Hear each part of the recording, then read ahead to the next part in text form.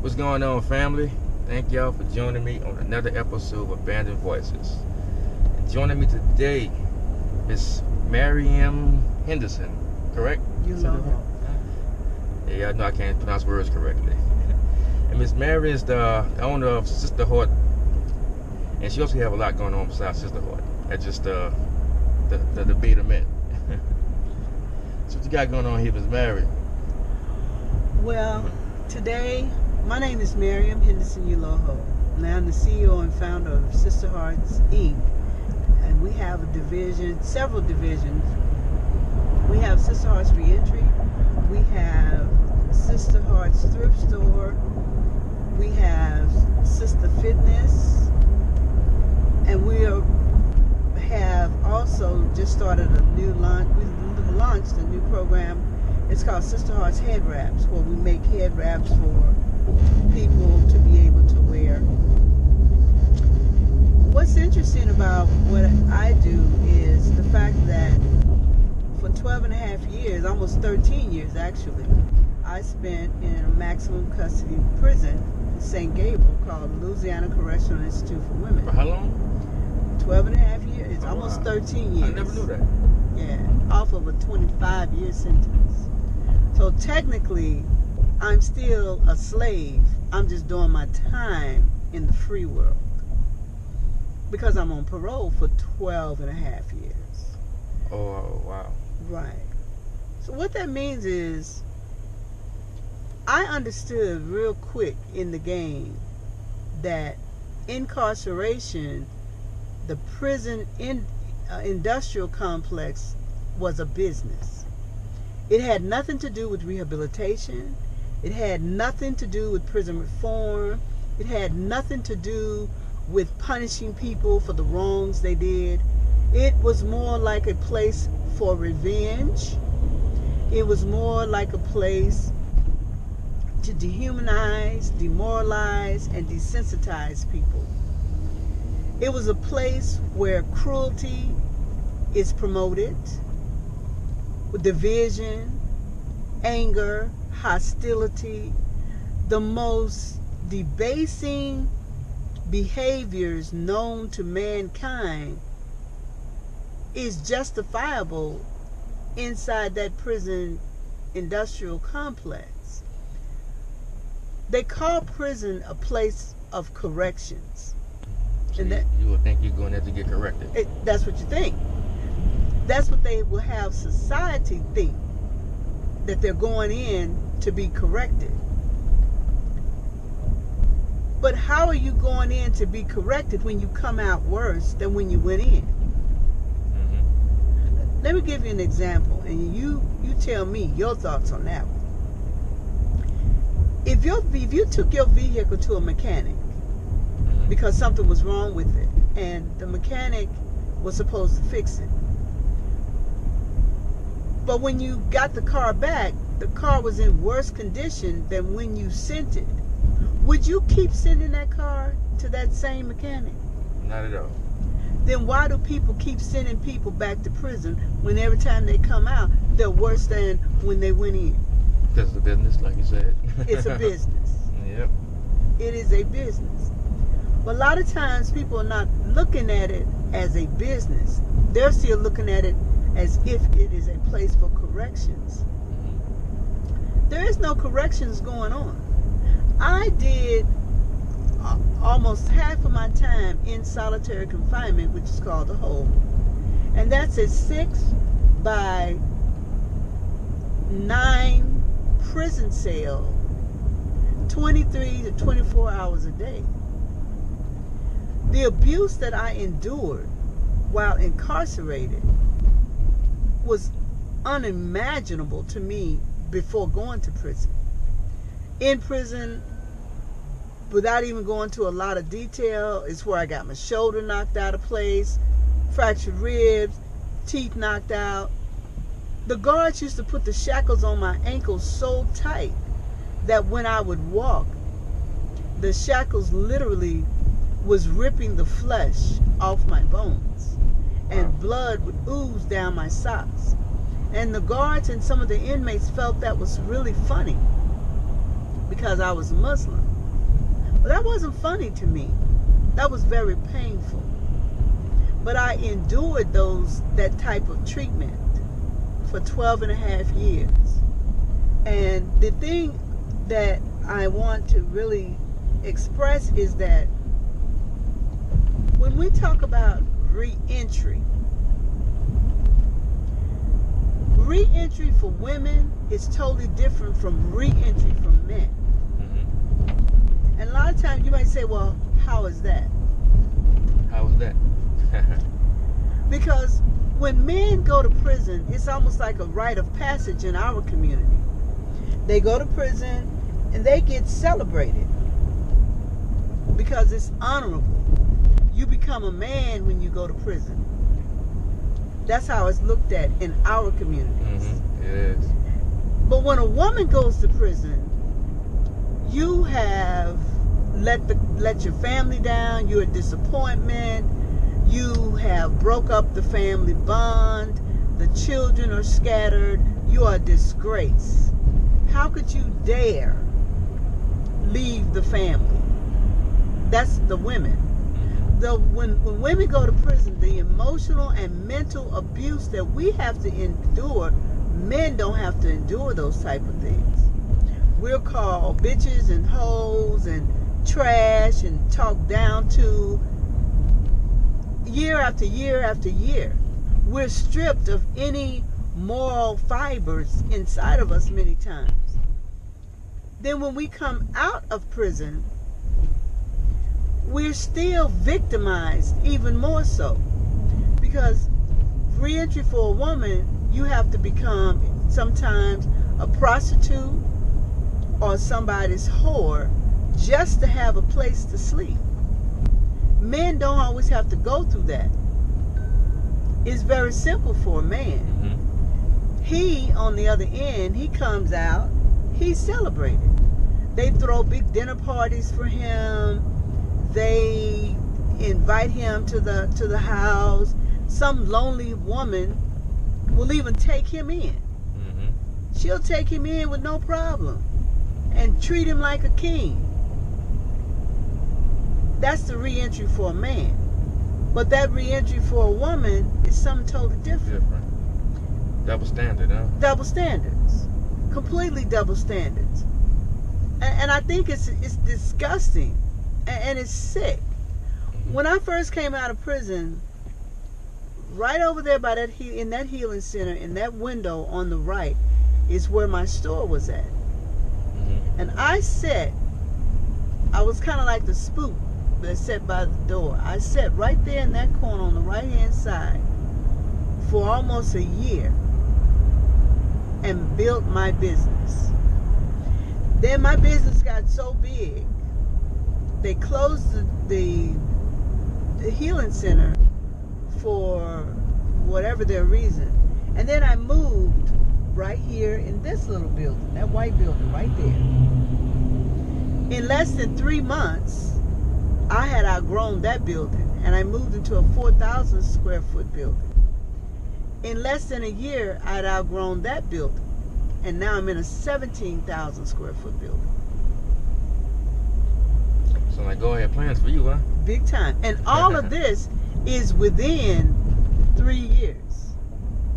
Within 3 years, I went from selling junk out of a suitcase, street corner to street corner. That's what I used to do. It was on wheels. And I would just roll my little suitcase up and down the street. And I would just sell junk, out of that little suitcase. Whoever would want to buy a plate or cup or whatever it was that I had, that's what I would do. And the first $40 that I got, I didn't go and buy junk or a dress. I invested it in myself. Mm-hmm. And I started my business. Within that 3-year period, we grew so big. Jack Dorsey, the CEO and founder of Twitter and Square, heard about us. They sent a crew down to make a movie. And that movie is called Sister Hearts Movie. It's on YouTube. Mm-hmm. That movie has won acclaim all over the world. We won the South by Southwest Film Festival. Tribeca Film Festival, New Orleans Film Festival. We won the Clio Awards, Advertising Awards. We just won an award the early part of this month in New York. That film is growing by leaps and bounds. And we're right here in New Orleans, and most people don't I mean, yeah, in Louisiana, and most people don't even know we're here. So you said the movie's on YouTube? It's on YouTube. It's on YouTube. Yeah, it's on YouTube. It's called Sister Hearts Movie. Oh yeah, I heard of it. I know it's on YouTube. Yeah, it's on YouTube now. Well, and I'm talking to a director in hopes of making a feature film. So at Sister Heart, you take women in, right? Like women that have been out of prison? Well, we do. First of all, we have the work program. The work, it's a work program. Yes, right. It's a work program. It's called what I call economic independence. I teach economic independence because when you come out of prison, we need to develop economics. We really do. If we're not economically independent, then we're going to be dependent on somebody else. I didn't want women to have to go through what I went through. So what I did was I started the thrift store. The thrift store grew so large, then women would tell me that they didn't have any place to stay, and they would want to stay in the thrift store even after we closed. What I did was I started setting up beds behind the scenes for these women to stay. And then when we got the bigger building, the entire second floor, I could house women there. And then we had a shower, we had a kitchen, and women could actually stay. And I had 15 beds. That's where the movie was made. So I had 15 beds to be able to house 15 women. Until about 2 weeks ago. What happened 2 weeks ago? 2 weeks ago, this guy right here, Darren Roy, got with the good old boys. Isn't that the judge? Running for a judge? Exactly. He's running for judge. He won, so he's now a judge. And this judge does not want a reentry program in St. Bernard Parish. He says we're dangerous. And he does not want a reentry. He called it a felony reentry program. I don't know what a felony reentry program is, but he put a label on it to make it seem as if we're even more dangerous than regular reentry, I guess. I don't know. And I see the picture, he have men on there. You don't accept men? Yes, we do. Oh, you do? Yes. Men can't stay there. Oh, I read that it was. Men can't stay, but men are welcome to Men are welcome to come. And not only are they welcome to come, these men, they come, my brothers from prison, they come, they volunteer, and they help me out. Hold up, I don't mean to cut you off, but like to me earlier, so the judge don't want to help. No. Hold up, the judge don't want to help convicted, well, not convicted fellas, but people rehabilitate their life. No. I thought that's kind of, no. You know. No. So would he prefer them to just continue? When you look at, okay, with Sister Hearts, we don't discriminate. Whether it be black, whether it be white, we just don't discriminate. Doesn't matter what your color is, your race, your religion. I know, I've seen that. I've been there. I saw white women, black women. I saw it all. We don't, we don't discriminate because that's not what rehabilitation is about. That's not what I'm about. That's not what Sister Hearts is about. In prison, it's not about race and religion and culture, and it's not about any of that. We're all slaves. And if you're hungry in prison, you don't care if a black man or woman feeds you or a white man or woman feeds you. You hungry, you want to eat. Exactly. That same concept works for me out here in society. I help my brothers and sisters because God has put me in a position to be able to do that. When they come out of prison, I know how hard it is for them. I don't go into detail about your crime. If you're out of prison, I feel like you deserve a second chance. You out, exactly. You out. You made it out of that hellhole. And because you made it out of that hellhole, you deserve a second chance. You deserve an opportunity to show your worthiness as a human being. You deserve that. And Sister Heart is going to give you that opportunity. Now, what you do with it is on you. But you're going to get it at Sister Hearts. So these brothers, they come in, but because they are sex offenders, the judge wants me to discriminate against them. I say no. Because those sex offenders, they're human beings too. And if they were such terrible human beings, the judge would have gave them life. They would have got out. They would have never got out. But this one particular man, he did 20 years. But the situation happened 30 years ago. He was 21. The girl was, 15, 16. They had a relationship. Down south, you don't want to say your daughter's going around sleeping around, so it had to have been rape. His family didn't have money. He became a statistic. Wow. That happened a lot. A lot. I got pregnant at the age of 16. My husband was 22, as a matter of fact. I've gone on and I've had 5 children by this man. I stayed married to this man for many years, moved to Africa with him, and I love my children's father till today and respect him highly. So no one can tell me that I was in a bad relationship, because it wasn't. But this man went to prison for the same exact thing. Now he's out. He has to wear sex offender label on him for the rest of his life. And then you don't want to give him a job. You don't want him to survive in society. You're setting these men up to go back to prison. I didn't know that they were discriminated against as bad as they are. I didn't know that, because I know I'm discriminated against because I'm a formerly incarcerated individual. I know that I'm discriminated against because of the color of my skin. Sometimes I'm discriminated against because I'm a woman. Sometimes because I'm beautiful. Sometimes because I'm a senior citizen. Or whatever the person's ideology on why they should discriminate me, that's their personal business. I don't have nothing to do with it. It don't stop what I do for me. But the way that these people are being discriminated against, I was like, whoa. I couldn't believe it. But this Judge Roy is penalizing me for assisting these people. And I don't get that. That's crazy to me. You are a judge. And as a judge, you're supposed to be fair and impartial. That's what you're supposed to be doing as a judge. You haven't even taken judgeship yet, and you're already biased. Exactly. You're already biased. I don't know how many of the viewing audience out there would feel comfortable with their family member going before this judge, but I know I wouldn't.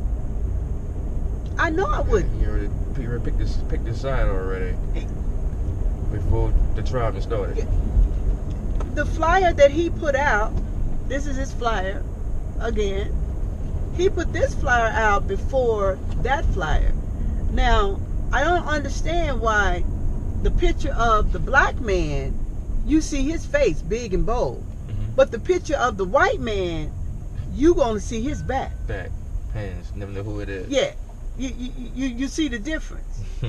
So you're showing your hatred for not only African American people, but criminals, people that have done crimes, but you're still protecting your own people. You're not showing their face. You're not. This could have been the senator for all I know, but you're still protecting your people.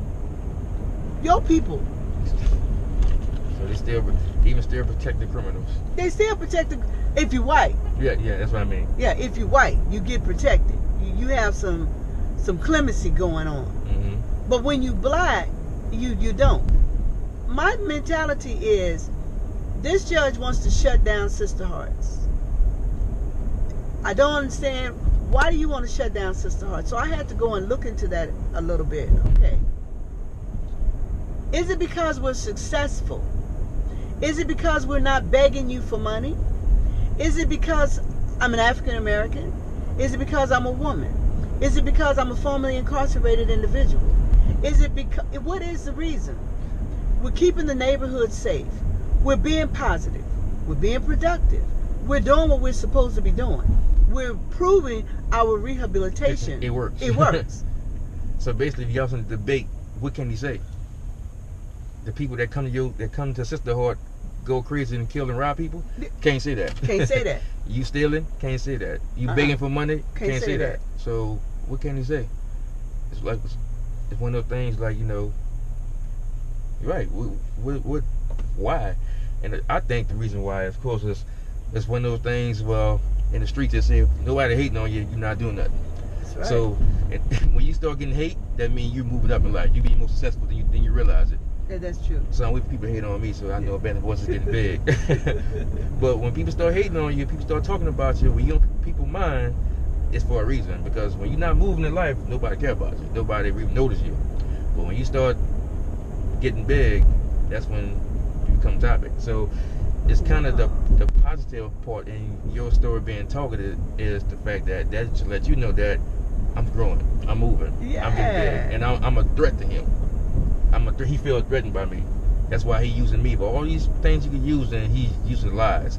And I mean, most human beings know it's lies. They probably wouldn't say it if they agree with him. If they on his side, they know it's lies. But they wouldn't say it. But once again, in a court of law, what can he say? You know, Yeah. He's gonna say, well, the people that come out of Sister Heart, they horrible people. No, he said proof. we're dangerous. With no proof. Where's your though. proof? Where's your proof that Well, you know, with this we're new dangerous? president, they don't need proof anymore. They just say what they want to say now without proof. Which real people, the sport people really know that it's still, you can say what you want to say, at the end of the day, it's still, all right, they're dangerous. How? Yeah, I'm 61 years old. Who have I hurt? Who have I did anything to? I'm 61. I'll be 62 years old in January. I don't want to hurt nobody. Well, like I said, take it as a compliment. Yes, take it as a positive. Yeah. Because, like, you know, once your name get in the wind and get talked about, you get on flyers. Like, Ain't that something? like, you know, I mean, I'm going in a rap game. When you on top of the rap game, all the other raps want you. Football team, when you win a Super Bowl, all of the teams want you. When you move up, you know, you don't become a threat. Is when you moving up the ranks. So Sister Heart is a threat to him. Think about it. All them stores in that area, all them businesses, all them people, he chose you. Well, he chose us because he said we were supporting his opponent. What we did was his opponent put his sign under my sign. Mm-hmm. So his opponent started getting a lot of positive attention. But suppose opponent, what's wrong with that? You know? And the thing of it is that his opponent came to me and asked me if he could put his sign on the property where I'm at. Mm-hmm. I told him yes. Now, since then, people have said, well, you shouldn't have let him do that. I'm like, well, why not? If Darren Roy had came to me and said, can I put my sign on your property, I would have said yes. He could have put it right beside his. It wouldn't have bothered me. Mm-hmm. Anybody that is willing to help people coming home from prison to rehab, no choice but to go back to it. Well, when you have a person that you have dehumanized and you've demoralized and desensitized them for 5, 10, 15, 20, 30, 40 years, then you release us. What do you think is happening inside our heads? Don't know what to do. No.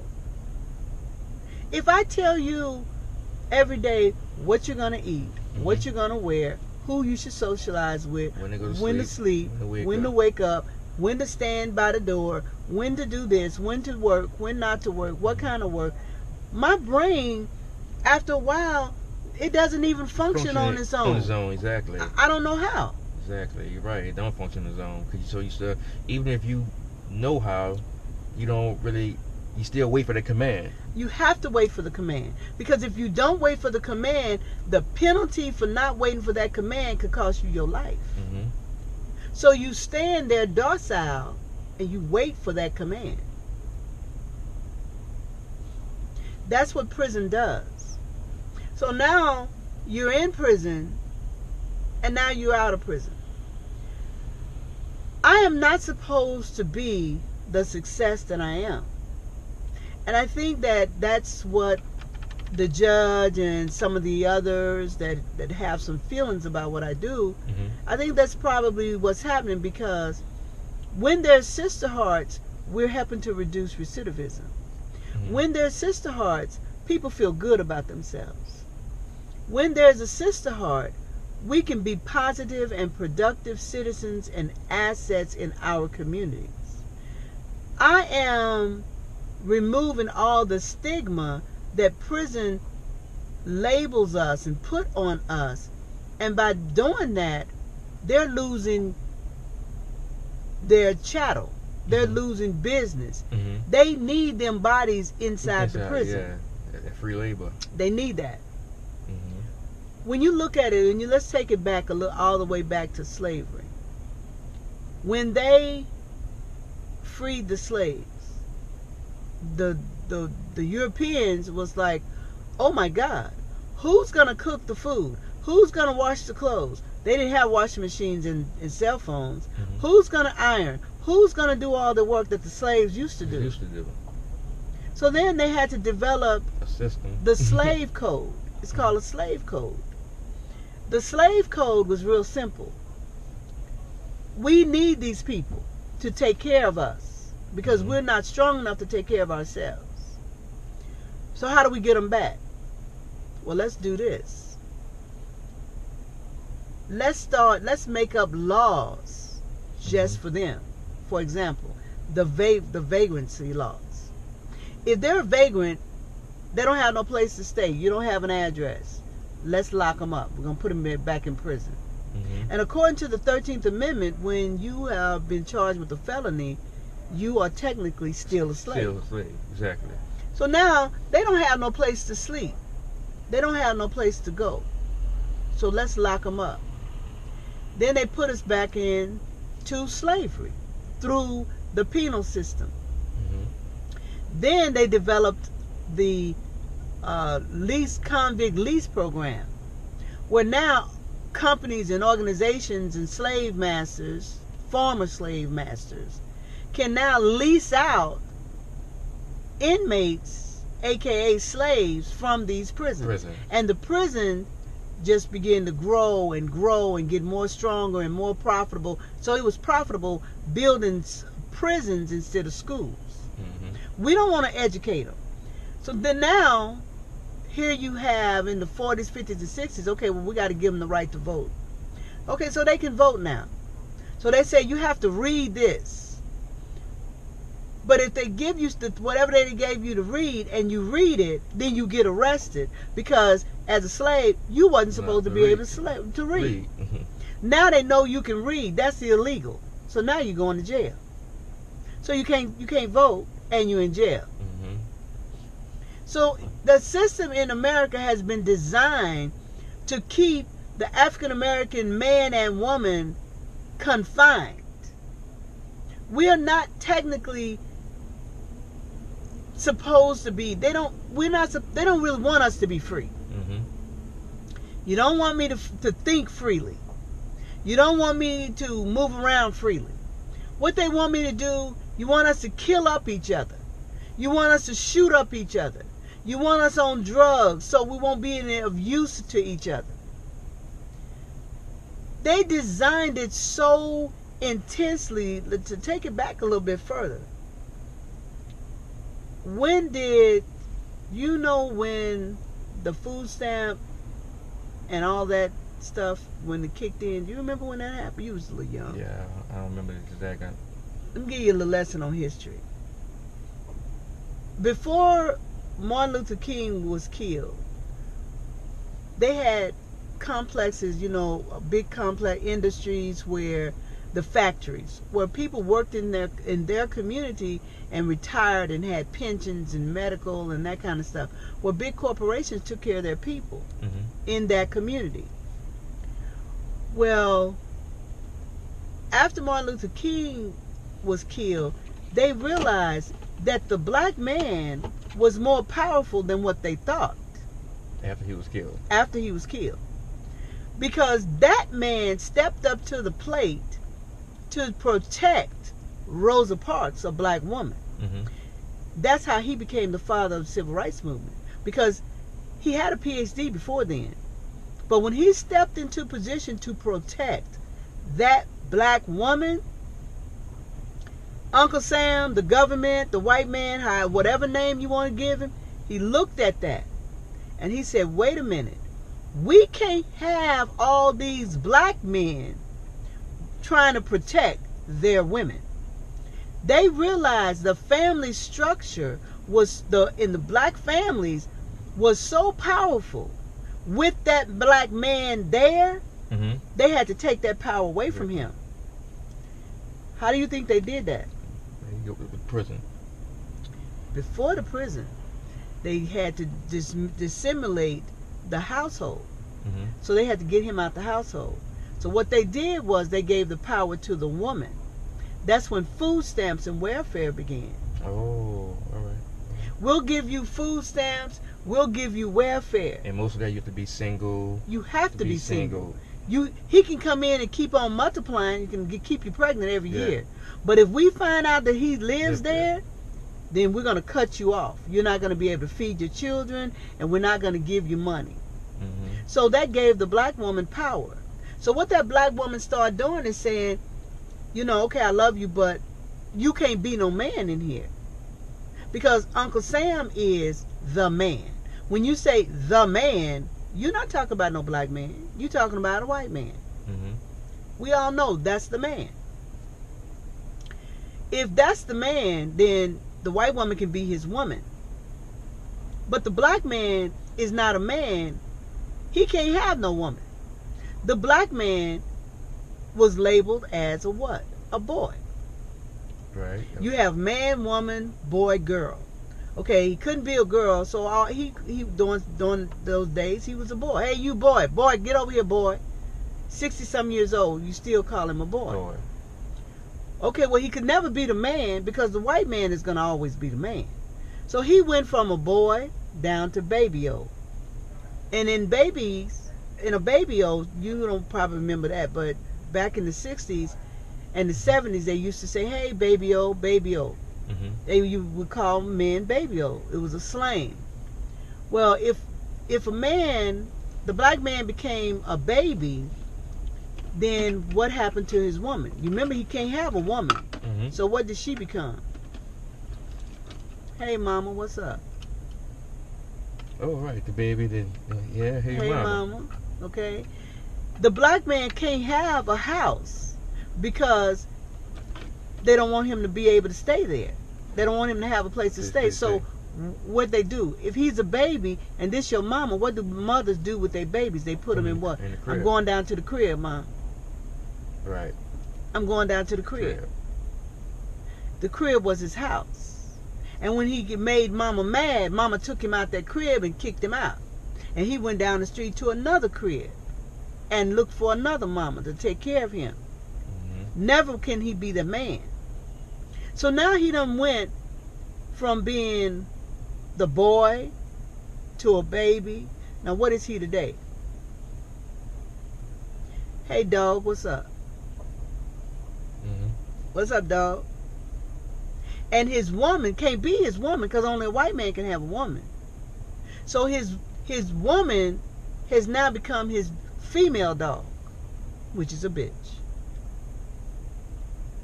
And you go deep, huh? But I'm just saying. It's real life, though. Yeah. It's real life. When you all you gotta do is look at the signs and you'll see it. All of this was systematically designed to strip our black men of the natural power that they have. They fear the black man could wipe out the white race from just the seed inside his testicles. wipe them out, and he knows that. Why do you think they castrated a slave? Please. They castrated them. Mm-hmm. You know what buck jumping is, right?